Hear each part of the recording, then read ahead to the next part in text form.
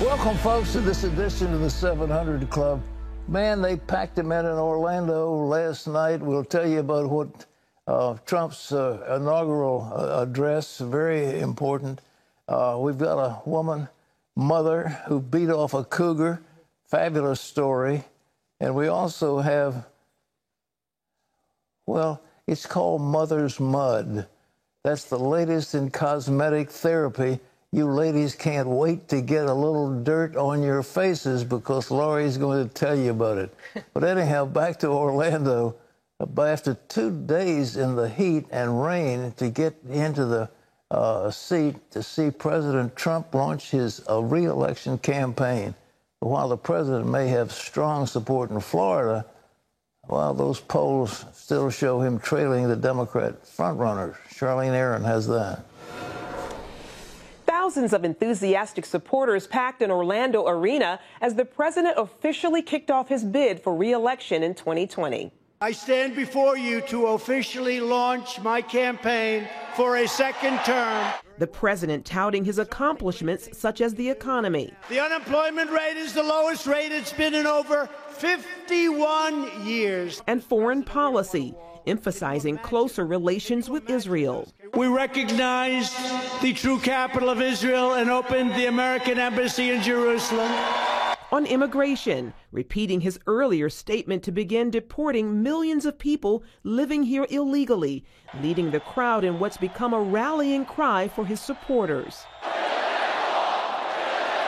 And we are building the wall. We're going to have over 400 miles of wall built by the end of next year. Then he turned to the Democratic field, tagging them as radicals out to destroy the country. No matter what label they use, a vote for any Democrat in 2020 is a vote for the rise of radical socialism and the destruction of the American dream. Senator Bernie Sanders quickly fired back. An hour-and-a-half speech of lies, distortions, and total absolute nonsense. Frontrunner Joe Biden saying the president's actions and rhetoric are dividing us. The president begins his campaign in the face of tough issues. This week, sending 1,000 troops to the Middle East as tensions rise with Iran, the Islamic regime threatening to take steps towards making a nuclear weapon. Meanwhile, the president is facing criticism from business groups over tariffs on Chinese goods as he negotiates a trade deal.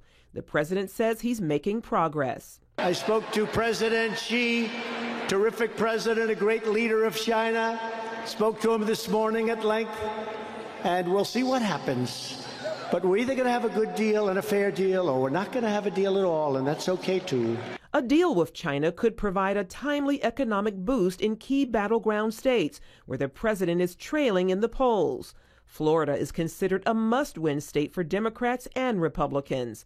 While Trump won the Sunshine State in 2016, a Quinnipiac University poll released Tuesday shows Biden leading the president there by 9 points and Sanders up by 6. Charlene Aaron, CBN News. Well, in other news, this is a shocking development as the acting Secretary of Defense has said he will not stand for the full appointment because he does not want, well, the issues of his family. Apparently, his wife was abusive, and he appeared with a bloody nose. His son did terrible things, went after the wife who had been abusing him with a baseball bat. It is a story you wouldn't believe. John Jessup has more on that. Well, Pat, Acting Secretary of Defense Patrick Shanahan is withdrawing from the confirmation process. This after reports of allegations of domestic abuse in the family. According to news reports, in 2010, police arrested his then-wife after being called to the family home and finding Shanahan with a bloody nose. In 2011, police were called again after his 17-year-old son got into a fight with his mother and hit her with a baseball bat. Shanahan said continuing the confirmation process would force his children to relive past trauma. Current Secretary of the Army, Mark Esper, will take his place as acting head of DOD. Well, former White House Communications Director Hope Hicks is slated to appear before the House Judiciary Committee today. The committee subpoenaed her to answer questions about several incidents of potential obstruction of justice by President Trump in the Mueller report. including the firings of former Attorney General Jeff Sessions and former FBI Director James Comey. Today's hearing takes place behind closed doors.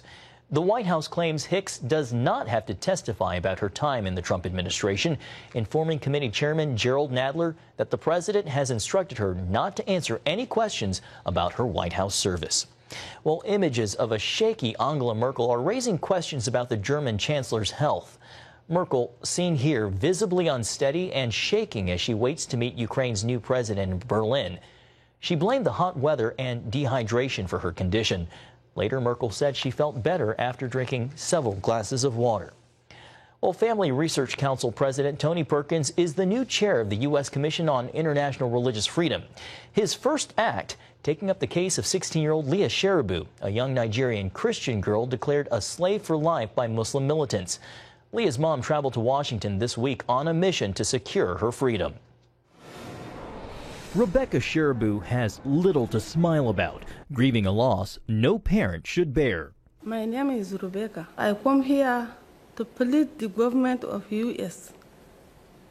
to please help me for her release. Her daughter, Leah, was kidnapped at school along with 109 other girls, taken by Boko Haram, a deadly Nigerian terror group with ties to ISIS. The Nigerian government negotiated the release of each girl except for Leah. Her captors wouldn't let her go unless she renounced her Christian faith. At just 14, Leah refused. She chose faith over freedom when it would have been so easy to cave. For 6 months, Leah's mom had no idea whether she was dead or alive until August 2018, when Boko Haram released this photo and a recording of Leah pleading for her life. So from February to August, you had no information? No information. What was it like when you saw the video with your daughter wearing the hijab and on the mat? Immediately I saw it, I just started crying and weeping. And it's not just Rebecca's. Tears flow throughout this West African nation. About 2,000 Nigerians died last year in a dispute portrayed by the media as a clash between farmers and herdsmen. We're here to let the world know what's happening, because they keep this narrative of herder-farmer conflict. It's not that way at all. Instead, Alheri Mugaji and Mercy Maisamari call it a religious campaign to oppress Christians. They're speaking out with great risk to their own lives because Fulani Muslims now run the country. Someone has to say what is really happening. And if God says it's you, then you can't run away from the responsibility of being the one to talk. This really is a jihad that is raging in Nigeria, and that we are ramping up to a genocide. Now 16, Leah's brave stand is encouraging others. As a Christian, I'm not afraid. I want to stand for my faith on behalf of my people. Even pushing her own mother, who's never once left her village, to travel thousands of miles to the United States, desperately seeking help. Donald Trump,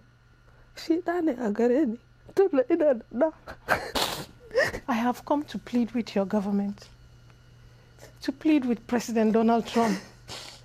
My son's name is Donald. So, Donald Trump, it's a son. I need him to help me have my daughter released. Pain and prayer fueling this mom's passion to be reunited with her daughter. Pat, a courageous young girl at 14. She was taken. She's now 16, celebrating 2 birthdays in captivity. Well, we need to pray for these people. You know, they've had this kind of thing going on before. You remember those so-called Igbos that were so highly educated, and yet the Muslim majority wanted to exterminate them, and there was this terrible genocide against the Igbos.